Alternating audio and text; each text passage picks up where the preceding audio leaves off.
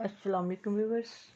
कुछ दिन मैं आपको कोई भी वाक़या नहीं सुना सकी क्योंकि कुछ मेरी ज़ाती मसरूफ़ियत थी, और आज मुझे टाइम मिला है तो मैं हज़रत मूसा अलैहिस्सलाम के बारे में आपको बताने लगी हूँ।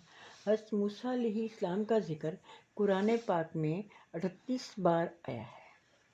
हज़रत मूसा अलैहिस्सलाम के वालिद का नाम इमरान था। वो मुसलमान नहीं थे। बनी इसराइल का आगे बयान शुरू हो जाता है। हज़रत यकूब अलैहिस्सलाम का दूसरा नाम इसराइल था। आपके 12 बेटे थे। इनकी औलाद को, हज़रत यकूब अलैहिस्सलाम की औलाद को बनी इसराइल कहा जाता था। पहले तो ये लोग कनान में आबाद थे, फिर हज़रत यूसुफ अलैहिस्सलाम के बाद ये मिस्र में जा बसे। इस तरह बनी इसराइल मिस्र में फूले फले और लाखों की तादाद तक पहुँचे। हज़रत यूसुफ अलैहिस्सलाम के दौर का बादशाह मिस्र रियान बिन वलीद था, जो आपके हाथों मुसलमान हुआ था। जब उसके बाद एक बादशाह काबूस नामी वालिय मिस्र हुआ तो उन्होंने बहुत जुल्म करने शुरू कर दिए। फिर वो भी हज़रत यूसुफ अलैहिस्सलाम के दौर में ख़त्म हो गई। इसने उसको फिर ज़िंदा किया, लेकिन औलाद याकूब ने इस तरीक़े को कबूल न किया।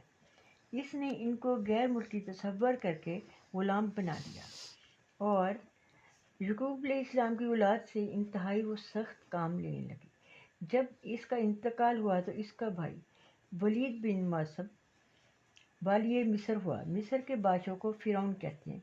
ये अगले फ़िरौन से भी ज़्यादा ज़ालिम था। इसने कहा कि मैं तुम्हारा रब हूँ और मैं बड़ा रब हूँ। रब होने का दावा किया। ये तफसीर अजीज़ी में है। इसने ये अहकाम जारी किए कि अदना से आला तक तमाम राया मुझे सजदा करे। चुनांचे हामून ने सबसे पहले से सजदा किया, फिर वज़ीरों और सरदारों ने सजदा किया।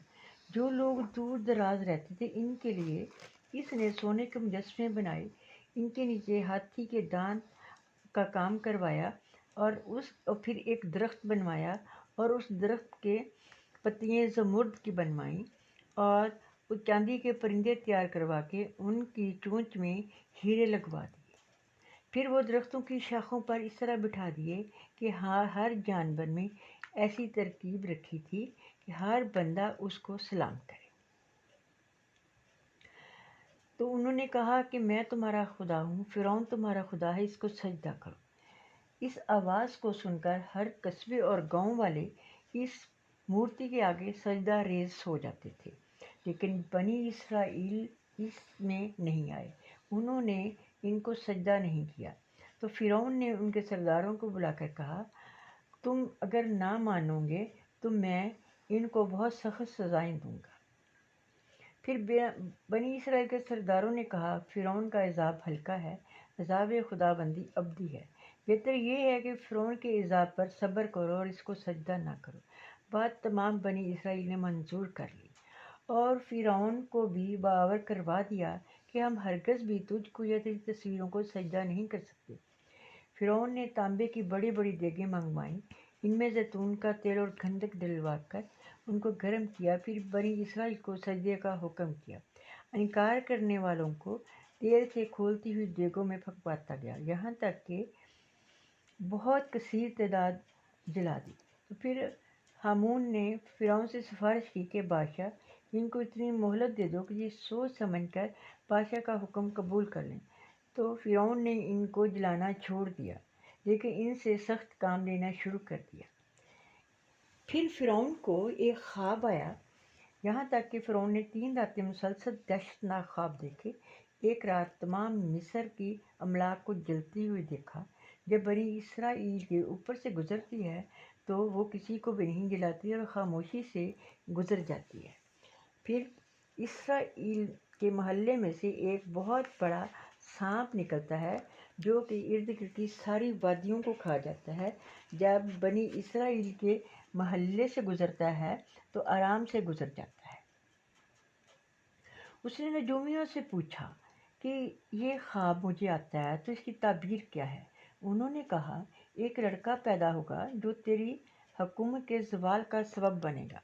चुनांचे फ़िरौन ने कोतवाल को बुलाकर ऐलान करवाया कि 1000 प्यादा بنی اسرائیل کے محلے میں مقرر کرے اور 1000 دائیں بھی ان کے ہمراہ کرتی، تاکہ بنی اسرائیل کے جس گھر میں لڑکا پیدا ہو اس کو قتل کر دیا جائے۔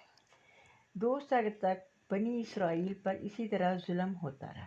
تیسرے سال حضرت موسیٰ علیہ السلام دنیا میں تشریف لائے۔ فرعون نے جس کو روکنے کے لیے بنی اسرائیل میں ہزاروں بچے قتل کروائے، آخر وہ آ گیا۔ فرعون اس کا کچھ نہ کر سکا۔ ادھر نجومیوں نے اطلاع دی کہ وہ پیدا ہو چکا ہے، لہذا خبردار رہنا۔ نجومیوں نے فرعون سے کہا کہ آج کی رات وہ بچہ ماں کے پیٹ سے باہر آئے گا۔ تو فرعون نے جگہ جگہ پہرے بٹھا دیے۔ پھر فرعون نے حکم دیا 1 سال کے لیے تمام بچوں کو چھوڑ دیا جائے، اس سال قتل نہ کیا جائے۔ معافی کے سال حضرت ہارون علیہ السلام پیدا ہوئے۔ یہ سال قتل کرتے تھے، اس میں حضرت موسیٰ علیہ السلام پیدا ہوئے۔ تو فرعون نے کوتوال پر سختی کی اور اس نے پیادوں پر سختی کی کہ ہم نے ایک گھر میں دائی کی بات پر اعتبار کر لیا، زیادہ تحقیق نہیں کی، تو کوتوال کے حکم پر یہ عمران کے گھر میں گھس گئے۔ اس وقت حضرت موسیٰ اپنی بڑی بہن کی گود میں تھے جس کا نام مریم تھا۔ جب اس نے دیکھا کہ پیادے بغیر کسی اطلاع کے گھر میں گھس آئے ہیں تو وہ فوراً بھائی کو تنور میں ڈال دیا، جو اس وقت بھڑک رہا تھا، اس خیال سے کہ اگر جان تو ویسے بھی جائے گی مگر باقی گھر والے تو محفوظ رہیں گے۔ جب پیادوں نے خوب تسلی کر لی، گھر میں کوئی لڑکا موجود نہیں، تندور کو نہ دیکھا، واپس چلے گئے۔ ادھر آپ کی والدہ اسی غم میں بے ہوش ہو گئی تھی۔ ہوش آنے پر بیٹی سے بچے کے بارے میں پوچھا تو اس نے کہا میں نے اس کو جلتے ہوئے تنور میں ڈال دیا تھا۔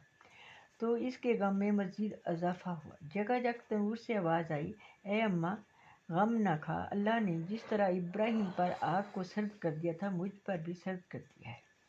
چنانچہ انہوں نے آپ کو تنور سے باہر نکالا۔ اس وقت آپ کی عمر 40 دن کی تھی۔ اب آپ کی والدہ نے اپنے گھر میں مشورہ کیا، آخر یہ بچہ ہی ہے، آواز نکالے گا، فرعون کے پیادے گھر گھر تلاشی لے رہے ہیں، اس کی آواز سن لیں گے تو اس کو بھی اور ہم سب کو قتل کر دیں گے۔ بہتر یہی ہے کہ اس کو صندوق میں رکھ کر دریائے نیل میں چھوڑ دیں، کسی گاؤں میں چلا جائے گا اور زندہ بھی رہے گا، ہم بھی فرعون کے خوف سے نجات پائیں گے۔ یہ جاری ہے۔ امید ہے آپ سب ویورز خیریت سے ہوں گے۔ اللہ تعالیٰ آپ کا حامی و ناصر ہو۔ اللہ حافظ۔